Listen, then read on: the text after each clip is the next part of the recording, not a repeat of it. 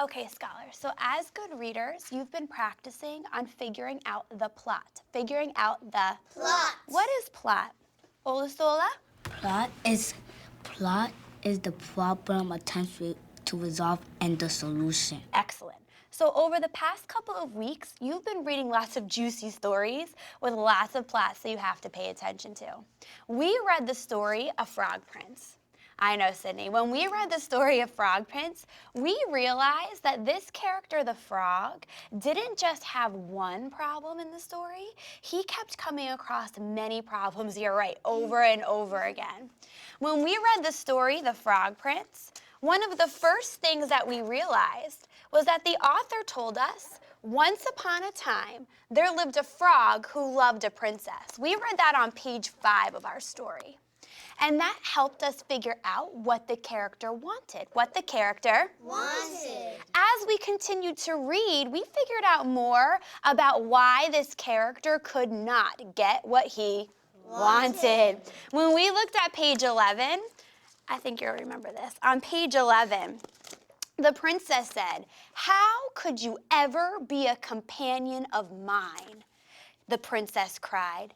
And that helped us know that she was saying this frog could never, ever be around her. Why was that a problem for this frog to you all? That was a problem for this frog because the frog wanted somebody to love him, and the only person that he loved was the princess. So thinking about the Common Core shifts, one of the most evident shifts in today's lesson was text-based evidence and answers. So I was consistently having students go back to the text to prove the conclusions that we're making, and the students were also pushing each other to do the same thing. The pieces of evidence that we use is actions, picture clues, and what the author tells us. And the author is telling us that he's giving us a clue that the princess is very cruel and the princess hates frogs. You're right, Sydney. And Olusola, what type of evidence is dialogue, actions, what the author tells us, and some of those picture clues? What do we call all of those types of evidence? We call it the text evidence. We call it the what, Sydney? We call it the text evidence. So today, as we continue to read our story, or we begin to read a brand new story, you are going to use text evidence, just like we did with the Frog Prince, to help us figure out the problems that these characters have. We're going to read a story in the book called Solve It. And in this book, Solve It, there are lots of different mysteries that a detective named Gail needs to solve. Your job is to figure out the problem that these characters have and what they do to try to solve it. You're really good at making those conclusions, like feelings, like you said with the frog, and making conclusions about the problem using your schema. I want to see today who's going back to the text to find evidence for those conclusions. We're going to start off by reading the mystery in your story called The Case of the Strange Noise. Go ahead and open up your book. Oops, sorry, Damon. To The Case of the Strange Noise. So today, the lesson was focused around critical thinking and inferencing questions, but based around evidence in the text, primarily what the author's telling us, and dialogue from the characters. What do you think it means when it says the case of the strange noise? I think that means that they try to figure out what the strange noise is, and it's a mystery. Kayla Wilson, I can add on to you by saying that I think the boy is gonna listen to the noise and try to figure it out, and he's probably gonna say that he wants to be a detective to find this out. So as a good reader, what kind of conclusions are you going to make as you read? Oh, I love the signal you're giving her. Talk to your group. As I read, I'm going to make a conclusion. I'm going to go back to the text. Excellent. And you have to use your schema, and one part of schema is is a connection. excellent. What types of conclusions might you make today, Demond? You might make a conclusion about the motivation. Excellent. Go ahead and begin to silently read up until that Post-it note. So typically my class as a whole is 30 students. What I ideally like to do is break down the 30 students, into 3 groups of 10 students. That lets me have more direct instruction. It lets me target students when I'm doing my plans. I could differentiate the level of questioning and the level of plans and the complexity of texts. So it's much more targeted for smaller group instruction. All right, T-Wall, start us off. So far, what's this story about? Talk to your group. So far the story is about Ken and Mike, and they were playing in their house, and while they was playing in their house, they heard a sound, and they wanted to figure out what was that sound, and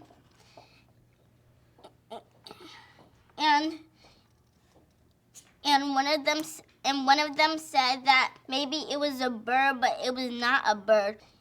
What are some conclusions you want T-Wall to talk about? T-Wall, I want you to talk about what their dialogue was, and how they felt about the sound. And I know we heard the problem, and I want you to make a conclusion about the problem. I can make a conclusion about the feelings. Ken and Mike are feeling confused because they don't understand what's going on. And I know because from the text, I heard Ken ask, "I'm not sure," and sometimes when I say I'm not sure, I get confused because I don't know what's happening, and I want to know what's going on. Let's all find that information in the text. T-Wall says they're feeling confused. Do we have other dialogue or other text information that they're confused? Put your finger on it if you find it. So this morning, knowing that my groups were going to be focused on dialogue inside of the text, when I was doing my read aloud this morning and I was making my conclusions and I was thinking aloud about how I did that, I made sure that I pointed to each of the parts in the story, and I was modeling a habit that good readers would do, so they could do that at the green table.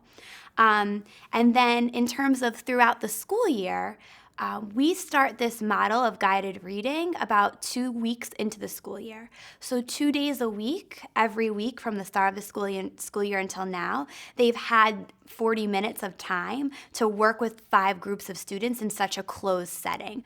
They might be confused by saying, maybe it's a bird outside. Why does that make you think that they're confused, Sydney? Maybe that makes me think that they're confused because sometimes when you say maybe, that means you're not really sure, you're not really confident that it's a bird or not. So now we figured out the problem and how they're feeling, which you did an excellent job because you're going back to the text. As a good reader, what can we expect to find out now in the story? We talked about the problem. Now what would we be able to figure out? We can expect to find out their actions, and their actions for going to Gail's house was because they wanted to find out the sound, and Gail pulled out a card from her pocket, and it said, "Gail Smart, Kid Detective. I can solve any mystery." And now I know why they went to Gail's house, because Gail can solve any mystery. We're talking about Gail and a piece of information that we know about Gail. Could we look to find information about Gail on this page? Go ahead, point to it.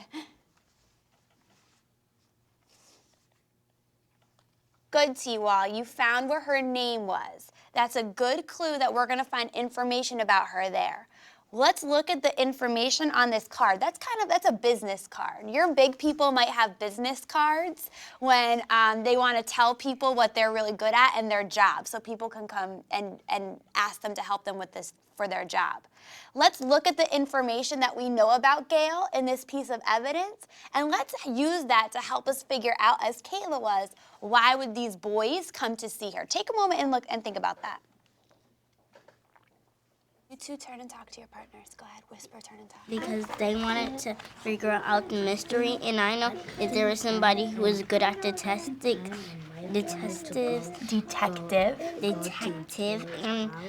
and I needed to figure out a mystery, I would probably go to their house. How do you know that Gail's a detective? I know that Gal is a Gail. Gail is a detective because in his business card it says that Gail Smart Kid Detective. What's this word? Gail Smart Kid Detective. Excellent. Let's come together. This group of students is very strong they're actually around on the step level at the end of second grade, mid-second grade reading level. So what I have to do is I have to find complex texts that have lots of dialogue, multiple characters. They have to interpret new vocabulary words. So I have to bring the challenge to them and work with them to figure out how to pull the details from the text to help create conclusions. Today, as you continue to read at your seats, you're going to read and find out if Gail is able to help them solve this mystery. And your job is to kind of be a detective too. You are going to look for clues in the text to see if you figure anything out that might figure out this case of the strange noise. I wonder if you're going to be able to figure it out with the clues before Gail is going to be able to figure it out. We're going to talk about this as we come back together tomorrow.